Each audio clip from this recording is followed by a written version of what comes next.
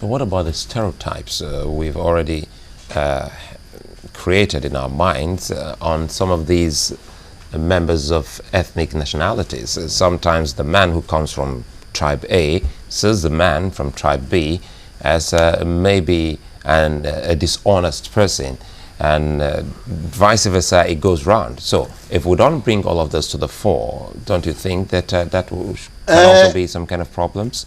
Suleiman, you know, problems like we have in Nigeria did not arise in one day.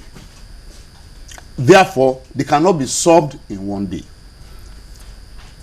The agenda I've talked about and the methodology I talked about, if people try and it works, in about 5, 10, 20 years, those stereotypes will disappear. Take for example, let's say by the time of the colonial period, I'm just giving an example, they had abolished traditional rulership. I'm sure you, let alone your children, will not know about any Oba or any Emir. They will not be in their thinking. So, if the leadership can actually show leadership by pursuing a socio-economic agenda rather than an ethnic or political or whatever agenda, it may be difficult. The stereotype may be there, but it's the job of leadership to kill it. It is not easy. You may even lose election. You may even lose support. But leaders are recognized for their sacrifices while they are there. Then when they leave, they will remember them 5, 10, 20 years that this was the man who did what and what. Tell us about followership here. How will followership bring, or what should we be bringing to the table? Because leaders ordinarily will not want to leave their comfort zone. I mean, if left alone, they can be there forever.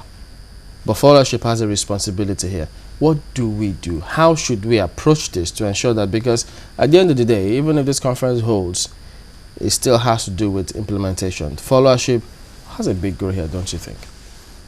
Yes, followership does. But you see, except the followership in our system has been emasculated with poverty and the force of government of the day.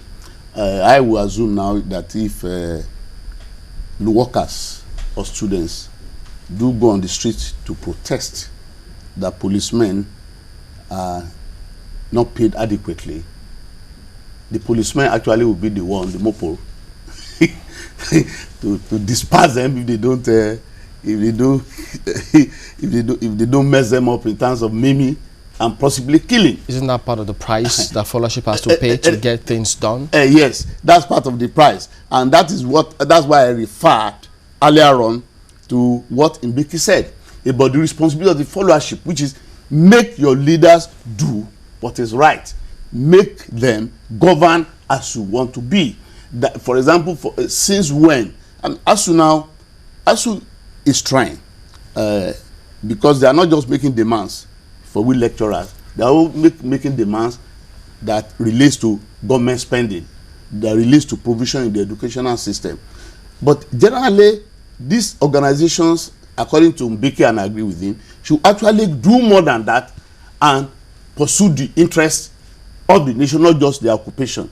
I will wish the Nigerian Labour Congress, for example, or TUC, will come out and say, this is what is the need of the country, not just labor, not just salary increase, not just minimum wage, but actually the politics, the economy, the corruption, and so on and so forth that are going on. You know, some would also say they are also part of the problem of the country, because for the first time, people realize that it is only the people that can actually chart the course and say this is the way to go. I'm bringing a point here. Remember the subsidy protest then.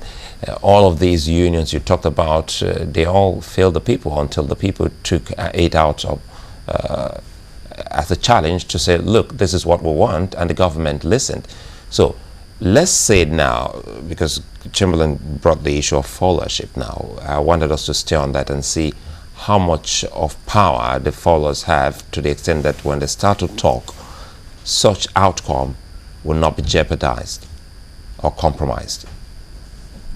The outcome will not be jeopardized or compromised. You see, people have to be mobilized, and so I have to return to I won't say civil society, because we have problem of civil society too, because for some of the things we have heard about certain civil societies engaging in corrupt practices. So I don't want to go into that. I would like to talk about labor, unions. You don't expect NBA, Nigerian Bar Association, for example, tries to organize this or that reform, but fundamentally they want the status quo. The banking profession wants the status quo. The accounting profession, I mean, I teach teaching my students, I used to tell them that you cannot fight corruption in this country without getting the support of this profession, because every corrupt act in this country cannot be completed without the cooperation of bankers, accountants, and lawyers. Okay, so you have this. They are supporters of the status quo. The people I would like to rely upon are people like Nigerian Labour Congress, Trade Union Congress, ASU, NANS. Even though these people can mobilize. When we were about to start the oil subsidy, not riot, was protest. I took an advertisement with my own money in Daily Trust, a full page, to say that Nigerians... Prof, you must be very rich. No, because I was concerned. I mean, I retired, even though I'm still teaching. But I took a whole page. And I think Daily Trust was ready to take it for me, but they word it. I didn't want any editing. Now, what did I say? I said Nigerians should not worry about that protest, because it will end up, that was 2 days before the protest, it will end up being about 100 naira per litre. I say Labour, as usual, will compromise with government. Then I told them that Jonathan did not promise you ABC when he came in. He promised you transformation. And transformation we see is just bringing a Joseph in the guise of Okojo-Iweala to an Egypt that is not under famine. I say, so what you should do is deal with the matter of corruption. We are closing now very quickly. I wanted you to tell us the importance of oil in all of this discussion.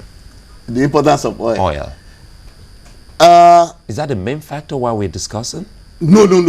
I'm not. You see, if you have 10 naira, if it's not properly distributed among the stakeholders, it will lead to lack of peace, lack of order, lack of progress. If you have, if you have 100 naira, if it's not properly distributed, you have that problem. But if you have 10 naira and it's equitably distributed, where nobody gets more than 2 naira ever go here, and nobody gets less than 10 kobo, there will be peace. But where you have 10 naira, and among the 10 of you, 2 people take 5 naira, 3 people take 3 naira, and the remaining 6 people or so are struggling to the extent that some don't even get a kobo. There can be no peace, no order, no progress. That's the issue. All right, Prof, tell us quickly before you step out.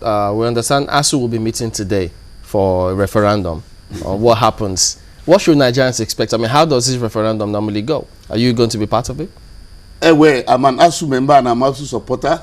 I hope that the membership will do the needful, not the needful of the Minister of Aviation. What is the needful here? The needful here is that they should consider what Jonathan has offered sincerely against the 2009 agreement in such a way that the resources, not so much the salary and the allowances, but that we will have the resources to actually create a good and productive learning environment, which has more or less disappeared. From what they have offered. What? From what the president has offered. From what I don't know what he has offered, but whatever he has offered is being taken to our members all over the country. Okay. And I hope that the membership will vote according to the extent to which it meets our expectation, not because of the fear of some higher market women who said they are protesting to support against ASU to support the president, or some students who are hired to do so. They should actually pursue honestly the interest of the university system. Professor Femi Odekunle is a criminologist and a public affairs analyst. Thank you for coming on this morning. Thank you, my pleasure. All right, then we'll return. We've got some more coming on. That's after this break.